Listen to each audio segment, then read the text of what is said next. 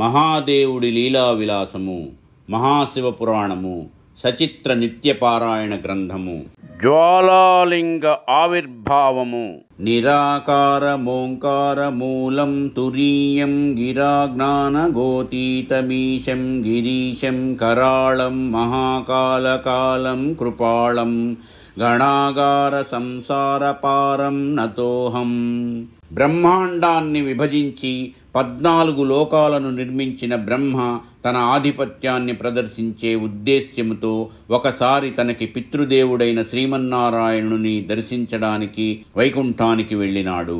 ఆ సమయమున విష్ణుమూర్తి తన శేషతల్పము మీద శయనించి యోగనిద్రలో నున్నాడు.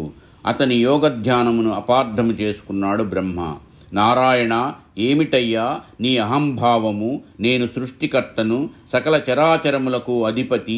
నేను స్వయముగా వస్తే నా రాకను గుర్తించనట్లు కపట నిద్ర నటిస్తావా? లేచి నిలబడి నన్ను గౌరవించకపోగా నీ పాదాల చెంత నాకు ఆసనం చూపిస్తావా అన్నాడు.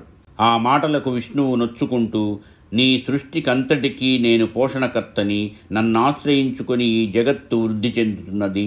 ముల్లోకములకు పోషకుడినైన నేనే అధికుడనని తెలుసుకోకుండా ఇలా విర్రవీగుట మంచిదా అని ప్రశ్నించాడు. చాలు చాలు, నేను జీవులనే సృష్టించకుంటే నీవు ఎవరిని పోషించగలవు? నీవు మూలపురుషుడివైతే సృష్టి కార్యమును నీవే నిర్వహించేవాడివి కదా.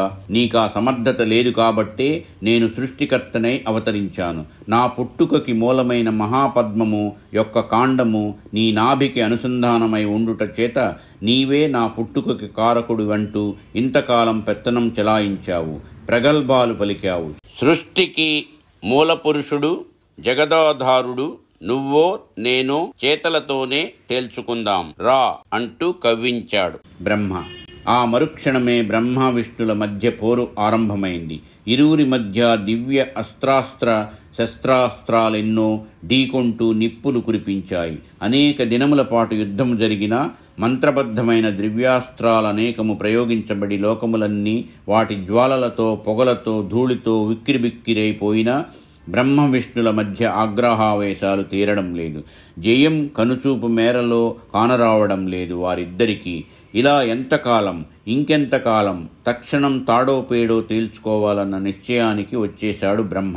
మరుక్షణము, నారాయణ, నిన్నిక ఎంత మాత్రమూ ఉపేక్షించను. ఇదిగో సర్వ జగత్తును త్రుటిలో భస్మము చేయగల మహాశక్తివంతమైన పాశుపతాస్త్రము నిన్ను, నీ లోకమును కాల్చి భస్మము చేయుగాక అని హెచ్చరిస్తూ మంత్రాన్ని స్మరించి పాశుపతాస్త్రమును సంధించి ప్రయోగించాడు బ్రహ్మ.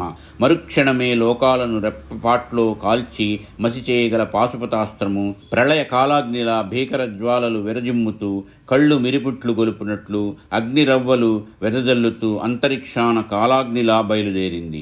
ఓరీ విధాత, పుత్రుడివి గదా అని జాలి తలచిన నాపైనే పాశుపతాస్త్రాన్ని ప్రయోగిస్తావా?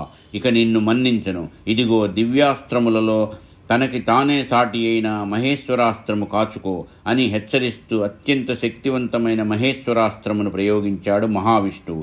అటువైపు నుంచి పాశుపతాస్త్రము, మహేశ్వరాస్త్రము ఇటువైపు నుంచి పరమేశ్వర ప్రసాదితములైన ఆ 2 దివ్యాస్త్రములు చండ్ర ప్రచండ ప్రళయాగ్ని జ్వాలలు కక్కుతూ ఎదురు బదురుగా ఢీకొన్న వస్తూ ఉంటే ఒక్కసారిగా దివ్య శంఖారావములు మారుమోగుతుండగా, దివ్య ఢమరుక నాదాలు హోరెత్తుతుండగా పాతాళాన్ని చీల్చుకుంటూ భూలోకాన్ని బ్రద్దలు చేసుకుంటూ ఉద్భవించిన అగ్నిలింగము రెప్పపాటులో అంతరిక్షమును అధిగమించి అంతులేనంత వ్యాపితమై విస్తరించి ఆ జ్వాలాస్తంభము ఆ మరుక్షణమే పాశుపతాస్త్రము, మహేశ్వరాస్త్రము చెరకు వైపు నుంచి వచ్చి ఆ అగ్నిలింగమునందు ఐక్యమైపోయాయి.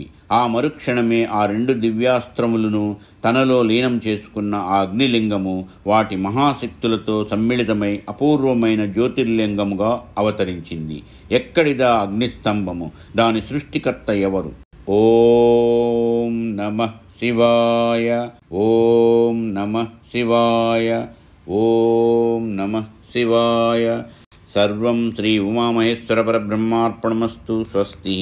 మా ఈ వీడియోలు మీకు నచ్చినట్లయితే please like, share and subscribe.